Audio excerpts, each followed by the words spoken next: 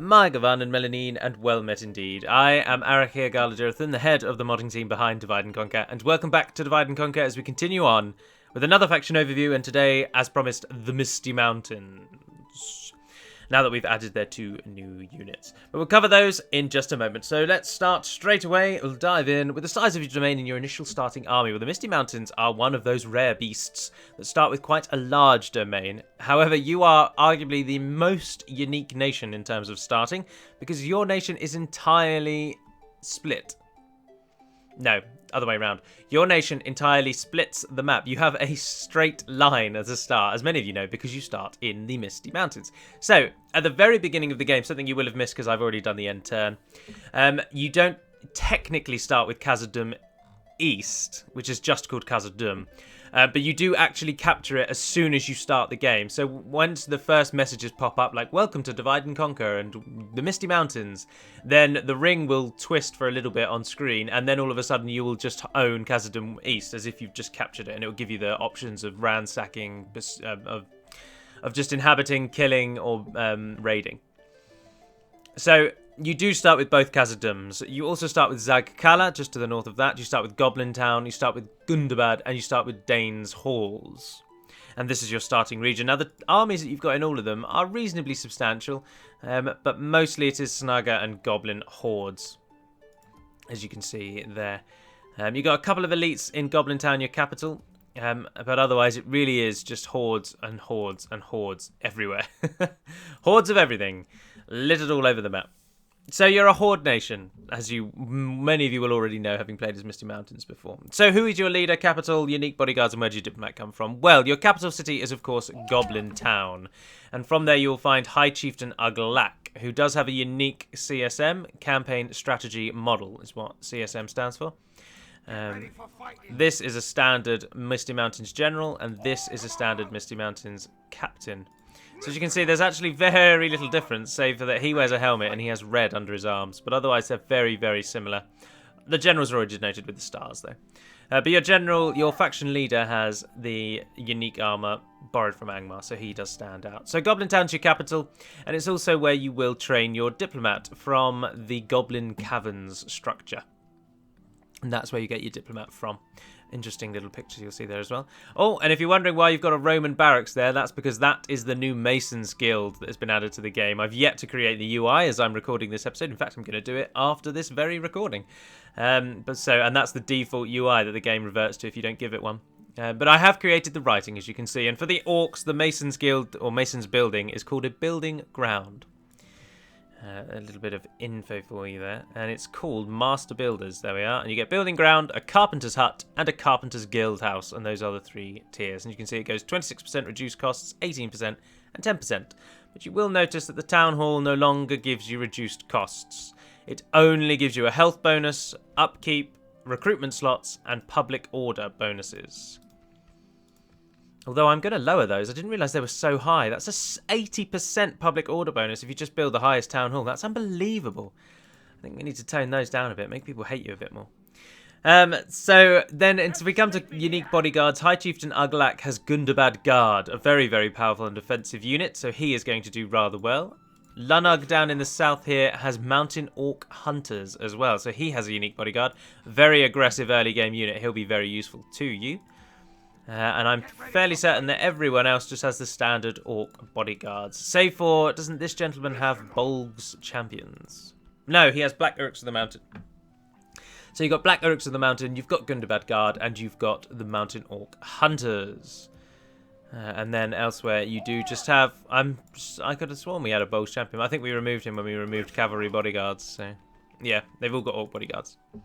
So that's your capital, there's your uniques. So then rebel expansion, well, your only rebel provinces are to the west. You can try and push out and beat the elves to Ostinethil. You can try and beat the elves to Anon and Arod. And you can try and beat the forces of Angmar, normally, to Dol Bryn and then beyond to Cameth Bryn. Cameth Bryn is quite a good one for you as the orcs to take. Just because it is already a castle. Obviously, you can't get a stronghold, but you can get castles. But that is already a castle, so that's a massive boost to you as an orc nation. There's also Rakuberg to the south of Dane's Halls, but which is wise to get, but it is a village, so it doesn't help you out very much. And of course, it will put you right at odds with the dwarves, with the elves, and of course with the Vale of the Anduin. So that one is to be used sparingly. It's to be taken, or to have a real think about taking it before you do. So then your neighbours and diplomacy. Well, this is an interesting one. I'll do the victory conditions here. Your neighbours are, of course, Angmar to your northwest. You've got the dwarves to you at the far east. You've got the elves here. You've got the Vale of Anduin right next to you. They are your closest neighbour.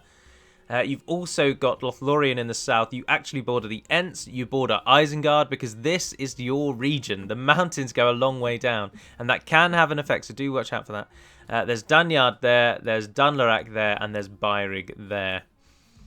And that's Dunland, sorry. So you've got, and of course you've got Imladris, so you're bordered by a lot of people. And if we turn to diplomacy, your allies are only Mordor and Angmar. You're not allied to Dol Guldur at the game's start, nor are you allied to Dunland or Isengard. So the nearest evil nations to you are not allied to you, except for Angmar. So you're all right in the north, but in the south you might have to do some diplomatic ties. And you're enemies with almost everyone else. So you are enemies with Anduin, Dunedain, both dwarves of Erebor, Eredluin, all dwarves, and Khazad-dûm, Imladris, Lothlorien, and the Woodland Realm. Everybody hates you. So it can be a tricky game. I say that, and I will admit readily right now that I have never played as the Misty Mountains. And I mean that as truly as that statement is said. I have never played as them, never even to test them. Literally ignored them wholesale because I just do not like orcs, and they are the quintessential orc faction. I mean, at least Mordor has alternatives. You've got Black Númenóreans, you've got some troops from Rhûn, Khand and Harad that you can trade, you've got those beasts in the late game, you've got lots of options. In Misty Mountains, it's just orcs, hordes of orcs from the start to the end, and I've never enjoyed that, so I've never played as them. What I was just going to say, though, then, your faction's victory conditions, to highlight that you've got so many enemies, instead of making you take all of those enemies, we've gone with the Ennard Wythe victory system, and instead you just need to hold 40 regions, including Goblin Town. So you can attack anyone you want. There are no set ways. And that is... Now, you can also attack any evil nation you want and still win that way. If you want, you can break off alliances with Angmar and Mordor and try and join the good nations and try and get your 40 regions that way. But it's just to show that you've got so many enemies. We don't want to force you to attack the same people every time. So if you are going for victory conditions, you can just go for whoever you want. And just, if the Vale are your target, then take the Vale. If Imladris are who you want, then take Imladris. And it's up to you. So then, economy and buildings, where you're an orc nation. So you do get the largest city level, the large city, which does require the building of that. I will just stress that once again. To now get a large city, which this can't anyway because it's Goblin Town. To get a large city, you will need the Carpenter's Guild House. So that is essential if you want a large city. So do remember that. But you can get a large city. As an orc nation, though, you cannot get a stronghold. But you can get a castle. So you can upgrade a Motte and Bailey to a castle, but you can't go to the third tier. So, for example, the Castle of Framsburg is a castle. If you take Framsburg, you'll never be able to upgrade it because that's as high as the orcs can go. However, if, let's say, for some miracle you made it to Cor Willishar, where it's a keep, you would be able to upgrade that to a castle.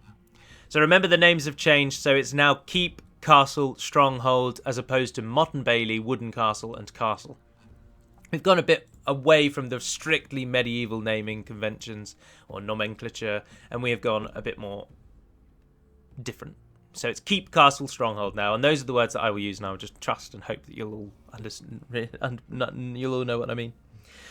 So you can upgrade, there's no real restrictions there. Now, in terms of your economy and buildings, these two are kind of interlinked because you get one massive advantage, the same advantage that Mordor gets, in that every single one of your starting regions is already either a huge city, a stronghold, a fortress, or a citadel. Now, these are, of course, the three tiers that are blocked off for unique settlements: a huge city, a citadel, and a fortress. And all of your regions are one of these things. So they are as large as they can already be at turn 1, which is a huge boost, because there are quite a lot of structures that are restricted by city level and not by the barracks event.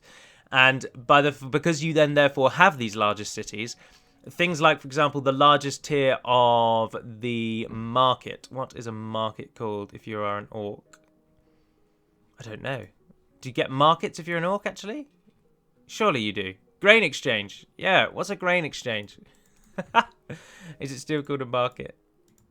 Sea trade. Trade! There we are. Grain exchange, market, fairground, and great market. A great market normally requires a large city, which is, you're not going to get large cities in most of the regions till the 90th or 100th turn. Whereas you, if you want to, can go straight for a great market. And let's say all of these take maybe 3 turns. Then 12 turns time, you've got a great market. So you can get some really good economy going very quickly if you focus on it. And that gives you a massive boost. In this section as well, we always talk about guilds, and the only guild for the orcs is the Fighter's Pit, which starts out as a Brawler's Pit, a Brawler's Hall, and Azog's Hall. Now remember that this is an actual guild, so the AI will almost certainly beat you to that 3rd tier, because almost every single nation in the game gets a Fighter's Pit. Although it's called a Warriors Guild for... Oh, so you share it. There's an Evil Nation version and there's a Good Nation version. And so you're competing with every Evil Nation to get that 3rd tier. It'll have a different name for them, but it's the same building. So you probably will not get that. So do remember that. The Raider Camp here is something... Is this possibly the first Evil Nation I've done? This is something that will be new to version 2. And this is the evil equivalent of the Fort Town guardhouses. So the Fort Town units that many of you have seen, which is just a way to get the rebel units into the game, there's now an evil version, and you get the Raider Warband and the Raider Skirmishers. And they're both just good little additions to your army, so that's a nice one to get. You can only get it in a region where you can build a fort, or where there is a fort. So if we come on to scripts then, well, the Misty Mountains, of course, you don't really have any scripts, but there is one that will affect you. Khazad-dûm. Balin. Now, at the moment, he's sitting outside Erebor doing nothing, but he does attack you. Now, do forgive me, because as I say, I've never played as the Misty Mountains, and the Misty Mountains, the way Khazad-dûm attacks the Misty Mountains was set up ages ago by a scripter who's long since left, and it's not been touched. But, so at some point, I think, massive stress on the word think, that it is around the 20th turn that the Khazad-dûm army will spawn and try and take Khazad-dûm East.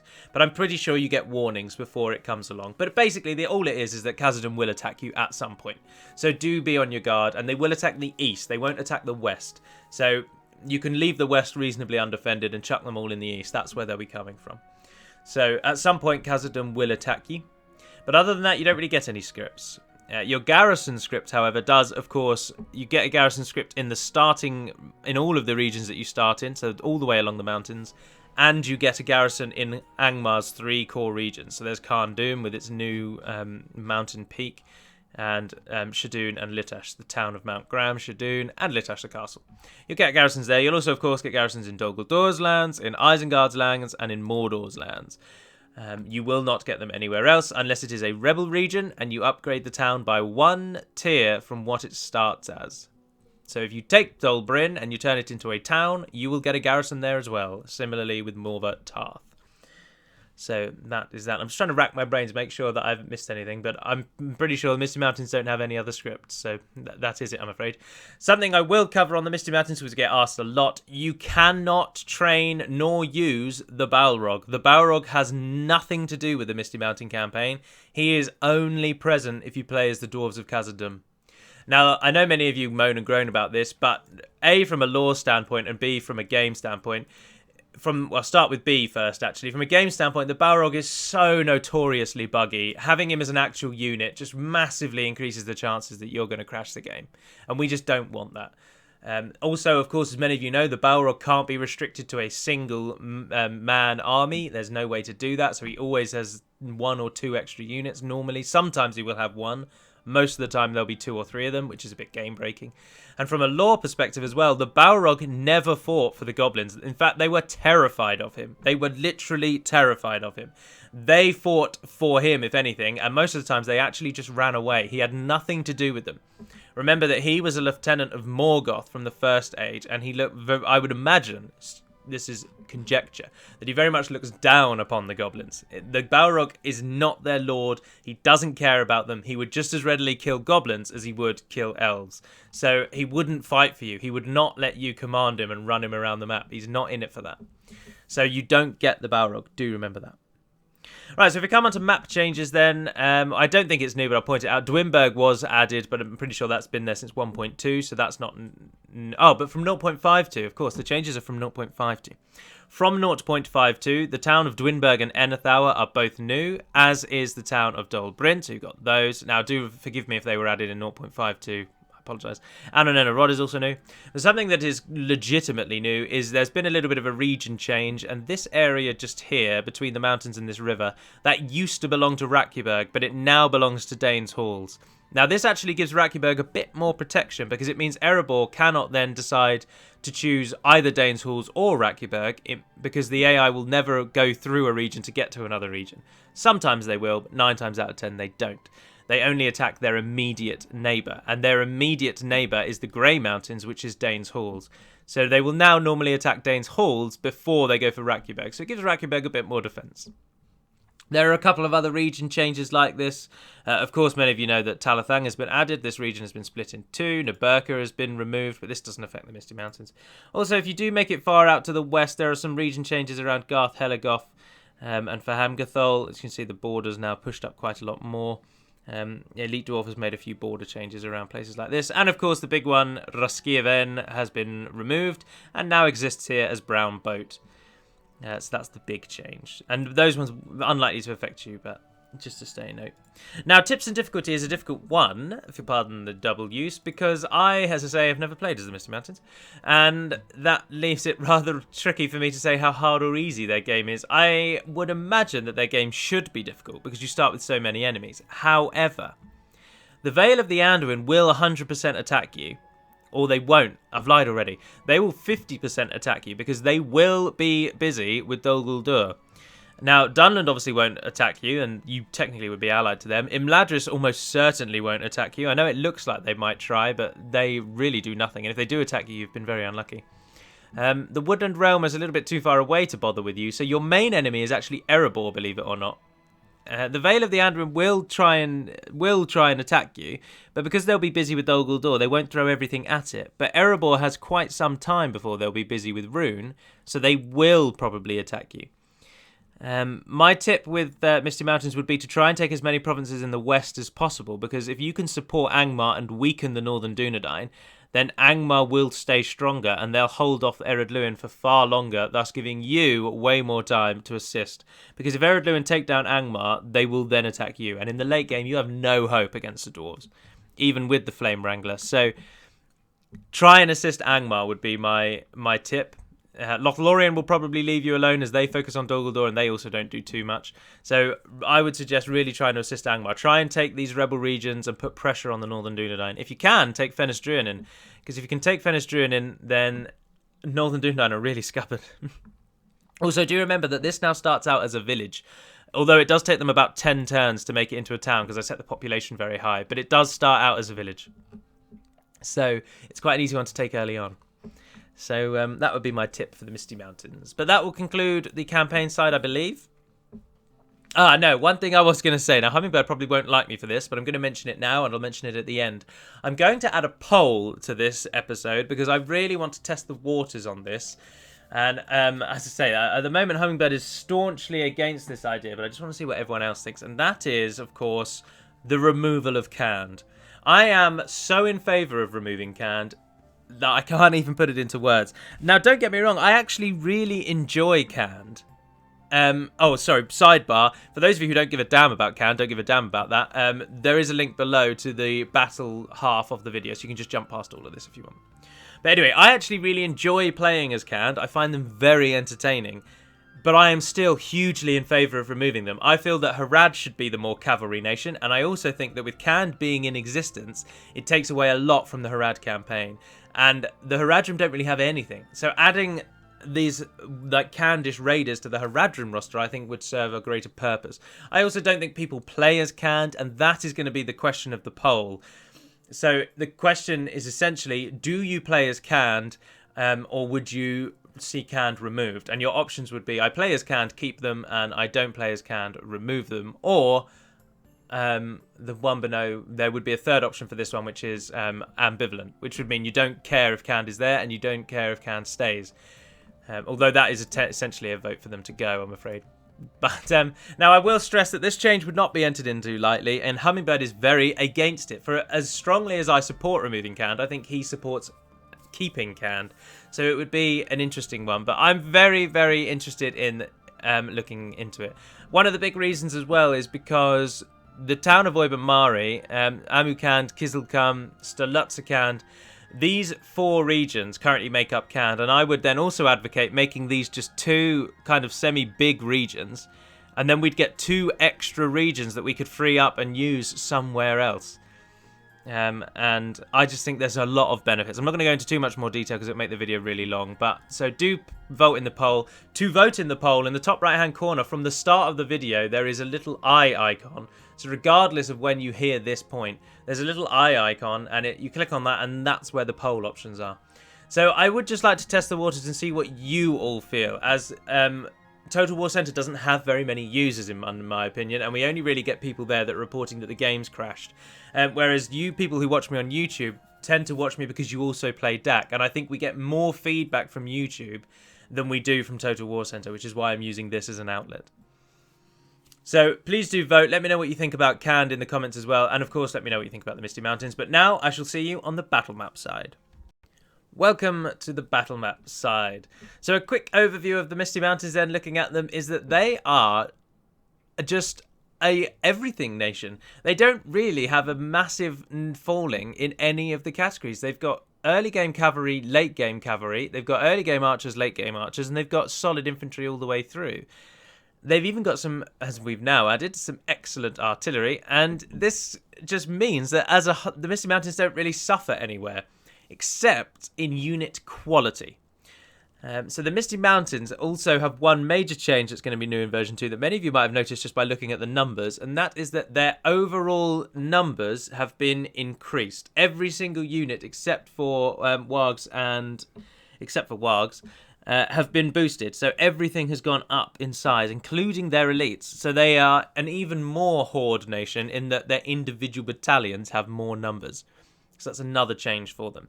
The barracks event is this sort of gap. I haven't displayed it all that much, but this gap here, that denotes the barracks event. Now there are a couple of units such as the Taskmasters and the Mountain Orc Hunters that are, their stats are very, very, very, very good, but they are still available before the barracks event. Now also to note, as I do every time, I put the trolls with the cavalry because they are essentially a mini elephant, but they are actually regarded as infantry. So they will be defeated by things that defeat infantry. So do remember that. And the siege is just in its own little line up there. So the only thing I will spend the time on are the new units. So of course you've got Snagger Stalkers as your base. Absolutely terrible stats. Their only purpose in life is to tie up enemy units and die. And I literally mean that. The only point of the Snaggers is to attack an enemy unit that you want to keep busy for a short time, or you want to keep still so that you can shoot arrows into it, or you want to keep still so you can flank it, and the Snagger Stalkers perform that role. Snagger Stalkers perform that role. Their attack is 1, their charge is 1, their total defense is defense skill of 1 and shield of 1, which means arrows will decimate them. Everything kills them. Everything kills them. So Snagger Stalkers are going to die very early. Now these are we'll start with the militia tier. Now these are coupled with 2 other Snaggers. There are Snagger Archers and Snagger Skirmishers. Now these are actually slightly better. The Snagger Skirmishers are good in that they actually have a solid attack of 5 with the Javelin. Now it's not very good. They're not effective against armor, but it's still better than a 1 attack, 5 times better. So they are actually quite useful until they run out of javelins, at which point they are again used to die and nothing more. The descriptions are pretty much all the same for them. They've got poor morale response. They only get 2 missiles anyway. They're pretty average. They are less than average. They are literally the game's absolute worst 3 units, I would submit. I don't think you can find worse 3 units than the 3 Snagger, but they serve their purposes so well that even though they're your worst unit, they can turn the tide of battle. And I honestly mean that. If you use them well and you tie up the right enemy units at the right times, they can take the brunt of the death, and they're so cost effective. They cost nothing. Their recruitment, as you can see there, is 250. Their upkeep is something like 60. They're just so cheap. They're just designed to die. Now the Snagger Archers are actually quite useful. Now they only do 1 missile damage, but there are 228 of them. So they would do more, theoretically, in an absolutely ideal scenario. They would do more damage to a single unit than a unit of elves that had 2 elves in it that both did 100 damage. The Snagger Archers would do more damage to that unit if every arrow hit. because there's 228 of them and they're all doing 1 damage, and they're often overlooked because of that. Archers are so effective even if their stat is so low, because every arrow will hit someone and they'll repeatedly fire, and they'll fire, and they'll fire, and they'll fire unchecked, and so 228 arrows over and over and over again actually does more than you'd think. Especially if you turn against your fellow brothers. Your Snagger archers will decimate the Snagger stalkers because of the sheer amount of arrows they can fire. I think they are the largest archer battalion in the game. I don't think anything else has 228 units and fires arrows. So really very useful.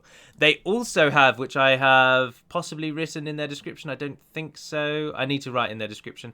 They also have poison arrows. The Snagger archers are the goblin, the stalkers of Dol Guldur, which are just Snagger archers with a different look. And the Druidine Hunters all have poison arrows. Now, there's no visual effect for the poison arrows, but rest assured that when a Snagger archer arrow hits a unit, that unit's morale is dropped by about 5 points for about 10 seconds, I think, if I can remember rightly. I did the change possibly a year ago now, maybe even longer. So they have poison arrows, but as I say, it's not written on their thing, which is an error of mine, and I need to get it written on there so that you can tell. So they are actually very useful, and useful to the end of the game because of the morale debuff that they have. So we come on to your main units then. Of course, you've got Goblin Band. First unit that will actually do something with its 2 attack, 2 charge, and 8 defense. Its attack isn't very good, but its defense is 8, which gives it a huge bonus. And it does get a bonus against mounts. So these ones aren't actually going to run away straight away, but they're still not very good, so do be cautious. They are supported by, Goblin Infantry, who do have a slightly better attack, a slightly worse defense, because they are a more aggressive version of the Goblin, Spearmen, Goblin Band. Again, high numbers, poor morale, bad stats, but they're at least a lot of them. They're going to die better than Snagger. They'll take a few of them with them. Now, the Mountain Orc Hunters. Now, these may well be new from 0.5, but they're certainly not new in 1.2. You've all got them already. These are an early game outrageous unit. They're very similar to Berserkers, but without the high hit points and without the high defense. So Berserkers have 2 hit points and a defense skill of like 16 or something stupid. So in battle, they're actually very hard to kill, but with arrows, they're very easy to kill. And the Mountain Hawk Hunters are the same, but they're just easier to kill in both regards. Now, their attack is 10, their charge is 9, they're effective against armor, they frighten nearby enemy infantry, but they only have a 7 defense, and that is a purely defense skill. They will die to archer fire so easily. They have no resistance to arrow fire. Snagger stalkers can eliminate them. For example, even Snagger archers can eliminate them. They have no resistance to arrow fire whatsoever. So do just be careful if you're attacking an enemy with archers, because they will die. But they can hide anywhere as well. They're perfect ambush, and they're incredibly effective. Playing in my Dwarven campaigns, they're the only enemy unit in the early game for the Misty Mountains so far that has actually been a trouble. Because if you ignore them and you let them attack a good unit, they will bring them down. That 10 attack with armor piercing is outrageous this early in the game, so be on guard. Now, supporting you with ranged fire again are also the Goblin Archers. So you've got the 3 tier of Snagger, and then you've got the 3 tier of Goblins. And the Goblin Archers are just slightly better than Snagger. Again, they benefit from having a large number, and they do 2 missile damage. So these are just as deadly as Snagger Archers. But do note that these ones don't have poison arrows, if I am not mistaken. It is only the... Well, it's either the Snagger or the Goblin, or possibly both. I think it might be both. I would have to check. I'm sorry. I've forgotten that poison arrows even were a thing because I took away the animation of them because it crashed the game.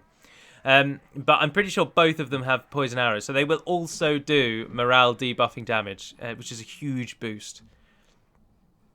Also at this tier are the 2 units of Wargs. Now the one on the left is unchanged. They're Warg Riders. They're Warg Riders, 7 attack, high charge. Their defense is 9, which is reasonably good. They've got a high charge. The best thing about them is that they charge very well.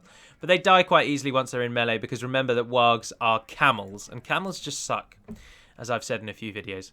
But they are supported by a new unit that were Warg Skirmishers and are now Warg Scouts, and they are crossbow-wielding Warg Riders. Many people asked for this, and you have them. So you've got a crossbow on a Warg. Now, their missile attack is actually only 5, which isn't outrageously good for a crossbow.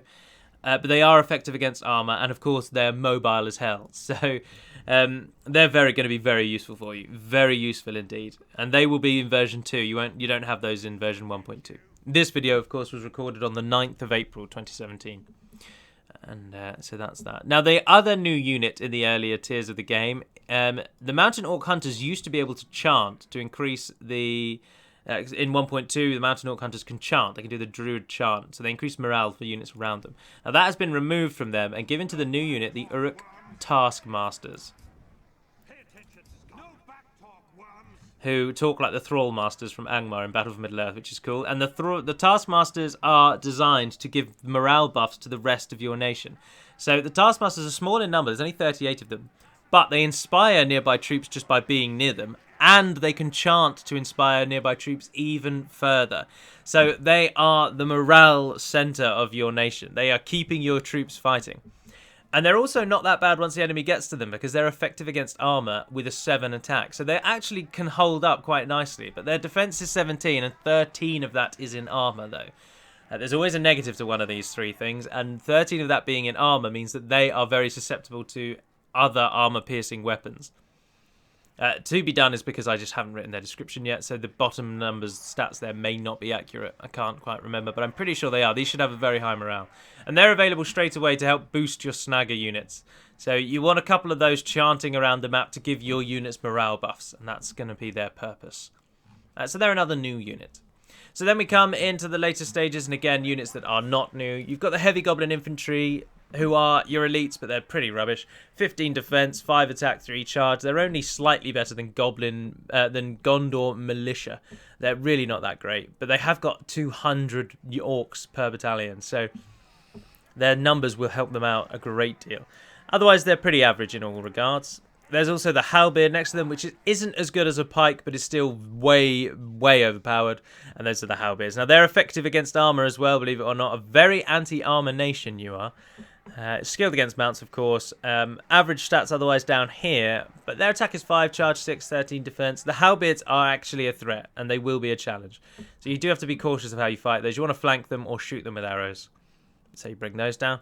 But supporting your 2 Heavy Goblin are the Heavy Goblin Archers and Crossbowmen. So you've got Heavy Goblin Archers here, and they are just archers again. Again, a large battalion size gives them that extra oomph.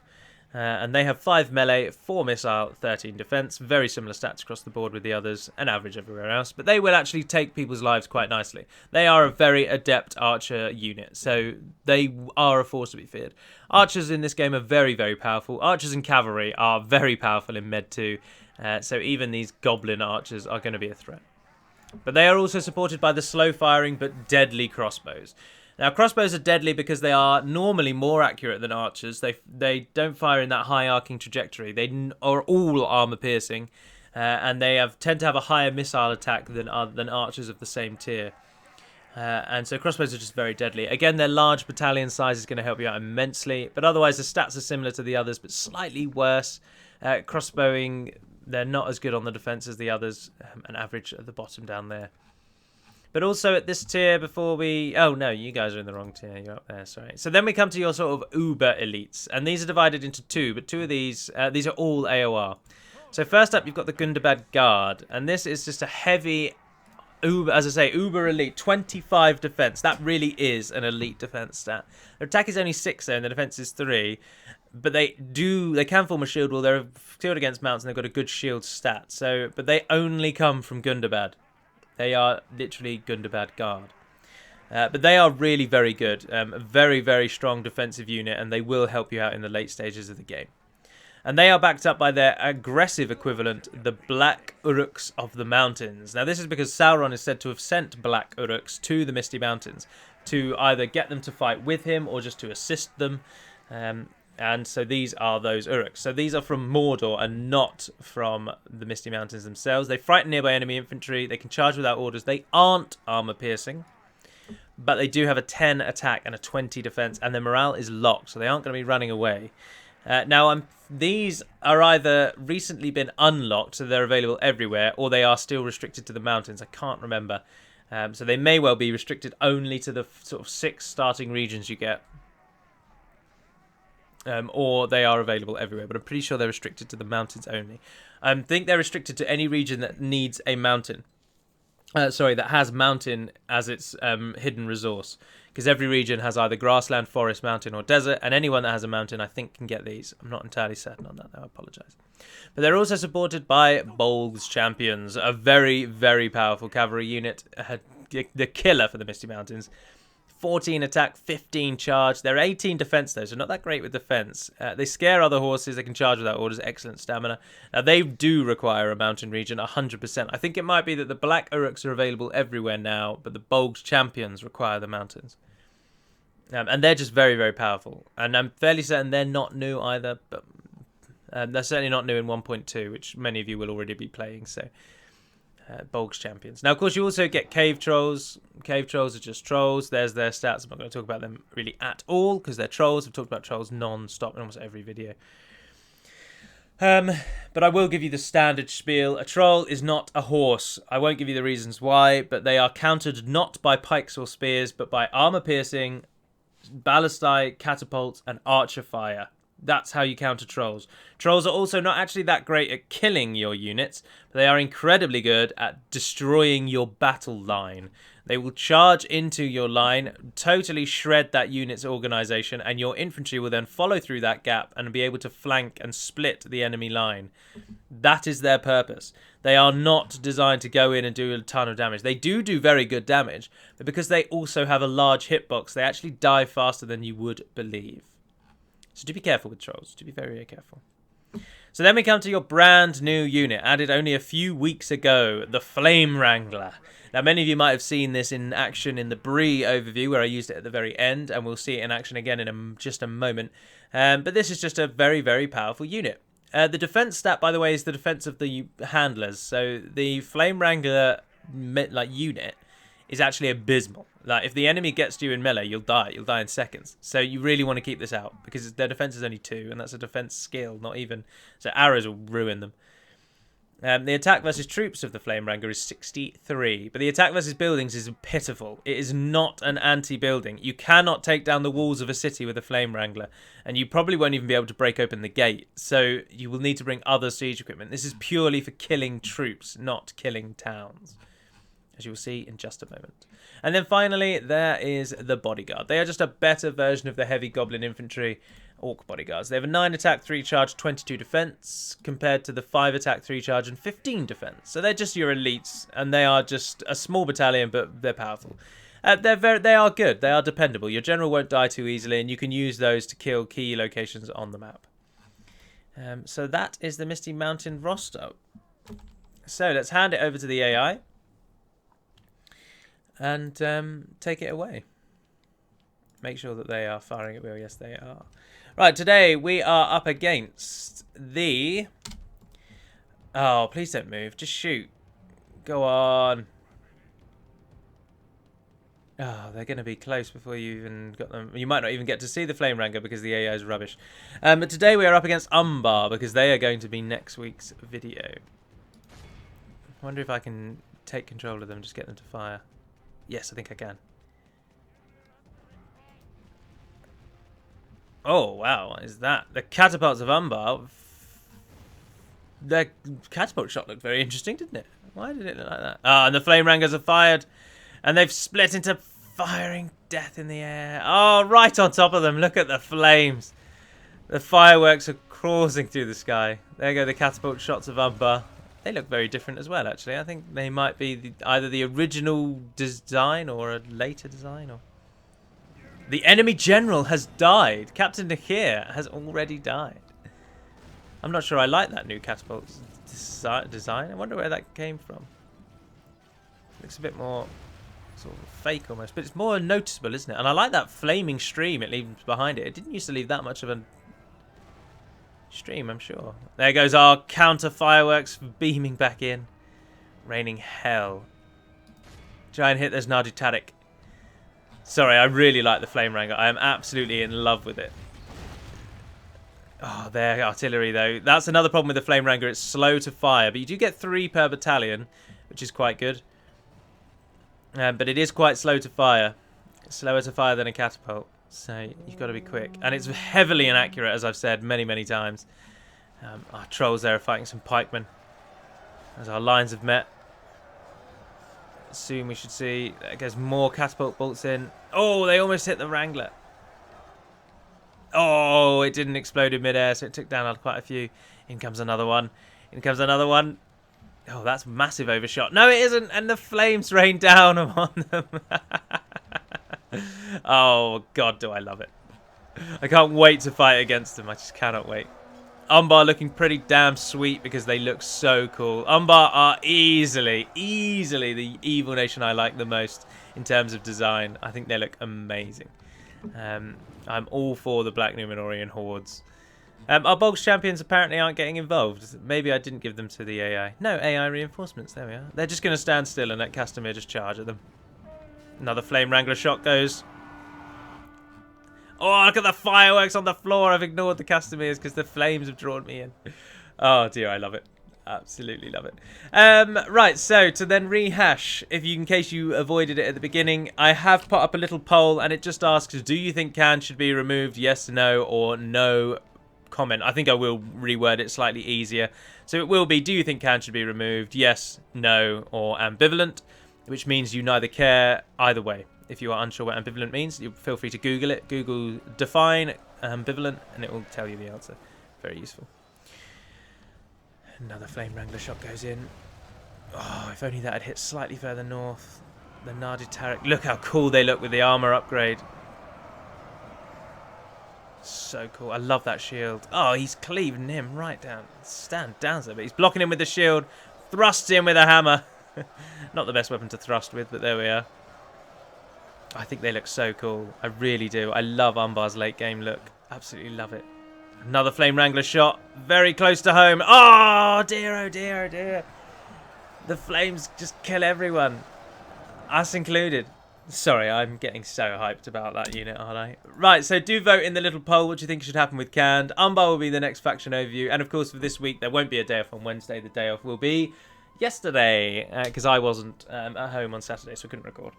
So that is the Misty Mountains. So I do hope you've enjoyed that. Do let me know your thoughts on the Misty Mountains, and most importantly, what do you think of Canned? Legitimately this time, we're really going to test the waters on this one because I can, because I am... Oh, sweet Jesus. Sweet. Good Lord, look how many that killed. The Flame Wrangler is single-handedly winning this battle for us. Anyway, that's the end. So thank you very much for watching, if indeed you have. I'm Arakia Galadurthan, and until we speak again, dear friends, Navar Naden Pedimad Melanine, and farewell. They took down 2 of the Wranglers because they know how deadly they are. Farewell.